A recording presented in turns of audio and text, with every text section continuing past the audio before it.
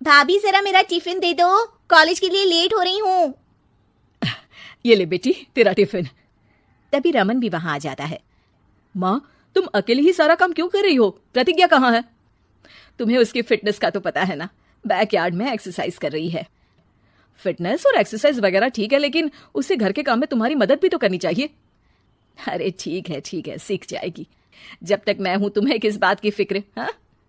इसके बाद रमन और उसकी बहन दोनों घर से निकल जाते हैं और सास घर के कामों में व्यस्त हो जाती है।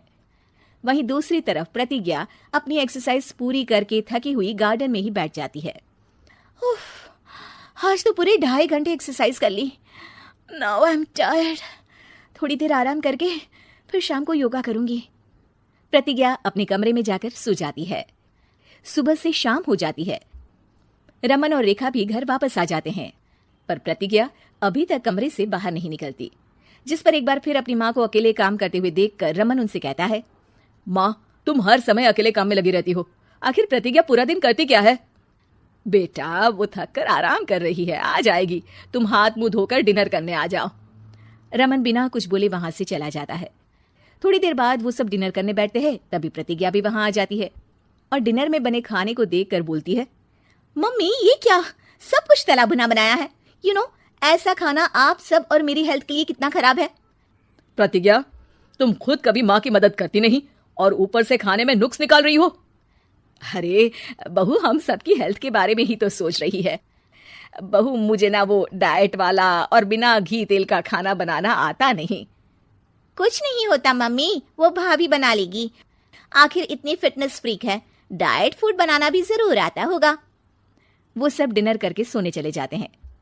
अगली सुबह फिर हमेशा की तरह प्रतिज्ञा अपनी एक्सरसाइज और योगा करने लगती है और उसकी सास घर का सारा काम, जिसे करते हुए अचानक उनकी तबीयत खराब हो जाती है और सीने में दर्द शुरू हो जाता है। मर गई बहू। रमन, अरे कोई तो सुनो। और इसी बीच वे बेहोश हो जाती हैं। सास की आवाज सुनकर प्रतिज्ञा और उसका पति भागते हुए रसोई में आते हैं, जिसके बाद उन्हें लेकर अस्पताल जाते हैं। डॉक्टर प्रतिभा की सास का चेकअप करके कहते हैं, अरे इनका कोलेस्ट्रॉल लेवल तो बहुत हाई है और दिल भी कमजोर होता जा रहा है। इनका लाइफस्टाइल और खाने पीने की आदत बदलनी होगी। सिर्फ light and non oily food ही खाना है और कुछ समय तक पूरा रेस्ट, साथ में कुछ एक्सरसाइज या योगा करे तो अच्छा रहेगा।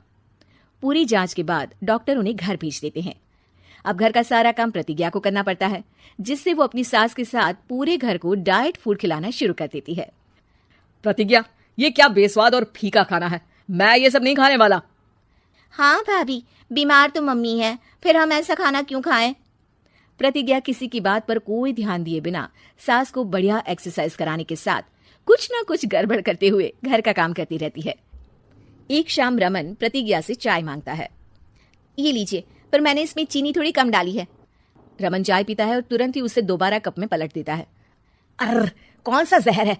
अरे जहां खाने में नमक डालना होता है वहां डालती नहीं और इसमें नमक ही नमक भर दिया। उई माँ, सॉरी, मैं दूसरी चाय बना देती हूँ।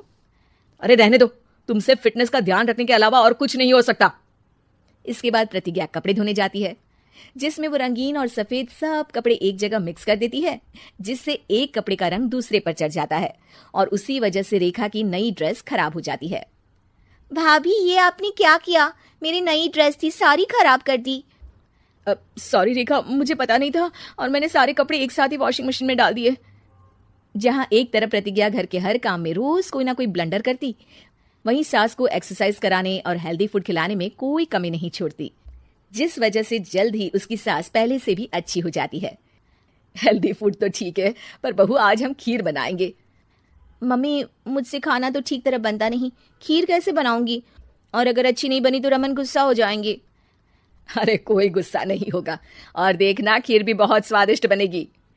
प्रतिज्ञा की सास उसके साथ रसोई में जाकर उसकी मदद करते हुए खीर बनाना सिखाती है, जिसे खाकर रमन तारीफ करते हुए कहता है, वाह क्या टेस्टी खीर बनी है, मजा आ गया आज तो।